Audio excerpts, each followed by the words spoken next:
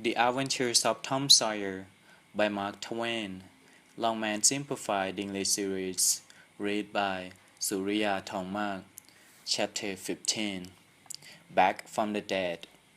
But there was no joyfulness in the village that Saturday afternoon. The Harpers and Aunt Polly's family were overcome with grief. An unusual quiet possessed the village. The villagers talked little, but they sighed often. The Saturday holiday seemed a burden to the children. They were not interested in their sports and gradually gave them up. In the afternoon, Becky Thatcher found herself wandering about the deserted schoolyard and feeling very unhappy, but she saw nothing there to comfort her.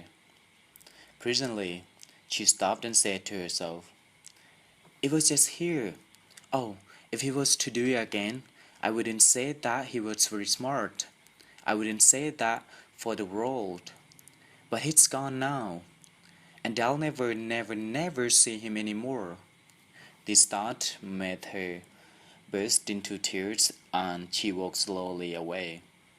Then a group of boys and girls, Tom's and Joe's playmates, came by and stood looking over the fence and talking in respectful tones of how Tom did so, and so the last time they saw him, and how Joe said this and that. When the Sunday school hour was finished, the next morning, the church bell began to ring very slowly and solemnly, instead of ringing in the usual way. The villagers began to gather, staying a moment in the entrance of the church to converse in whispers about the sad event. None could remember when the little church had been so full before. There was finally a waiting pause, and then Aunt Polly entered with Sid and Mary, followed by the Harper family, all in deep black.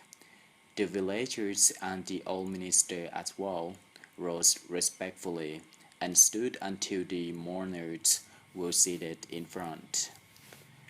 The minister prayed, and a moving sacred song was sung.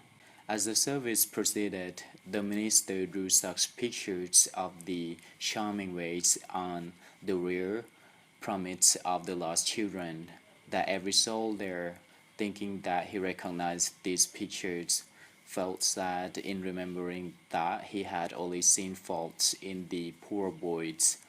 The minister described some good deeds in the lives of the departed which showed their sweet, generous natures. The villagers became more and more moved as the sad tale went on, till at last there was not a dry eye in the whole church. Among the unused seats upstairs, there was a slight noise which nobody noticed. A moment later, the church door creaked. The minister raised his streaming eyes above his handkerchief and stood as if turned to stone, gazing in the direction of the door.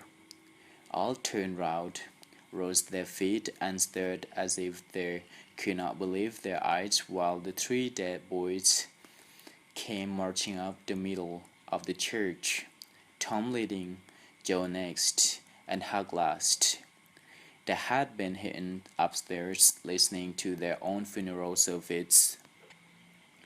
Aunt Polly, Mary, and the Harpers threw themselves upon their recovered ones, covered them with kisses, and poured out thanksgivings, while poor Huck stood ashamed and uncomfortable in his rags, not knowing what to do or where to hide from so many unfriendly eyes.